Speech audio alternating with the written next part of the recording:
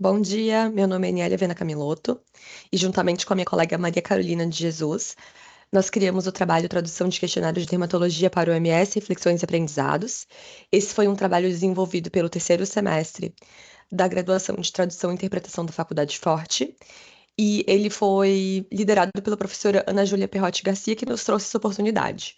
Como o próprio título já diz, o nosso objetivo, então, foi traduzir um questionário de dermatologia da OMS, cujo objetivo era analisar a capacidade dos países de prover cuidado em saúde dermatológica para os seus cidadãos.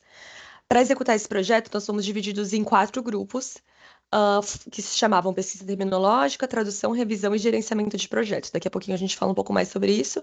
E o nosso objetivo aqui é só falar um pouquinho das nossas perspectivas e aprendizados nesse projeto. Para entender um pouquinho melhor como funcionou o flow desse trabalho, a gente dividiu em semanas. Então, na semana um, os gerentes fizeram toda a atribuição de tarefas, enfim, daqui a pouco a gente fala um pouco mais sobre isso. E os terminólogos também trabalharam com o glossário. Na semana 2, então, foi feita a tradução, 7 alunos foram envolvidos. Da semana 3, então, nós tivemos a revisão, que foi feita em 4 etapas. E a última parte, que durou 6 semanas, foi a parte de feedback. Detalhes agora. Então, para contextualizar, nós utilizamos duas ferramentas. Primeiramente, o Google Sheets, onde foi feito o glossário. E, em segundo lugar, o MadeCat, onde foi feito tanto a tradução quanto a revisão.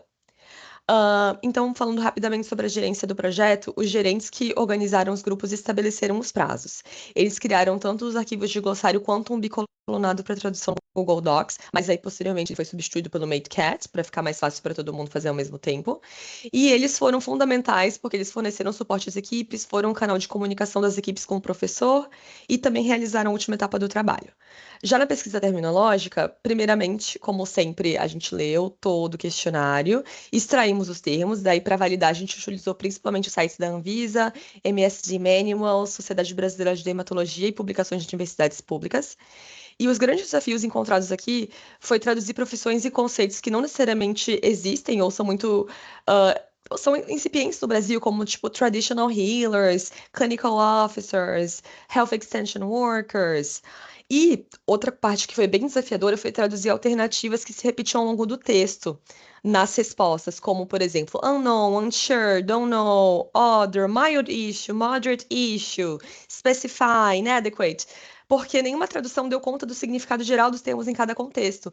Então, quando os alunos foram fazer a tradução no MateCat e o glossário estava lá, e a tradução foi feita de forma automática, muitas vezes ela estava errada, ela não se adaptava. E o terceiro grande desafio aqui foi o tempo curtíssimo, já que a gente teve só 2 dias do fim de semana, para dar tempo de colocar no MateCat e os alunos poderem começar a traduzir. A tradução do questionário começou após a parte da pesquisa terminológica e foi dividido proporcionalmente entre os tradutores. Então, os alunos trabalharam individualmente, cada um com o seu set de perguntas. O comentário mais comum entre os participantes dessa etapa foi a dificuldade de encontrar o meio termo entre a sutileza, o cuidado, a objetividade que é necessária no questionário, mas também manter a tradução muito fiel ao original, sem trazer nenhum viés na hora de colocar, não criar uma interpretação que não está ali. Isso é bem difícil. A gente vai falar daqui a pouco mais sobre isso no feedback.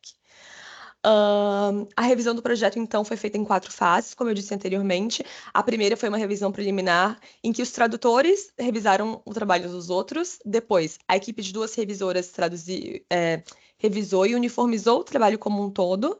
Depois, os gerentes deram uma olhada no projeto. E, por fim, a professora fez a revisão final. E aqui a gente entra numa parte muito importante, que é a do feedback. Esse, sem dúvida, foi o ponto alto desse trabalho e foi unânime entre os colegas a importância do feedback da professora em sala de aula, conforme ela ia mostrando os exemplos retirados do nosso trabalho e explicando o que estava certo, o que funcionava e o que não funcionava. Vou tentar falar bem rapidamente das lições mais importantes, então, que são cuidado com os falsos positivos e negativos na Q&A, a importância de entender que a diferença primordial entre tradução literária e técnico-científica é o grau de precisão. Não dá para embelezar, não tem licença poética, qualquer erro pode gerar consequências muito graves. Também, se a frase é ambígua em inglês, ela tem que ser igualmente ambígua em português. A gente não pode escolher a interpretação, porque a gente pode escolher uma interpretação errada.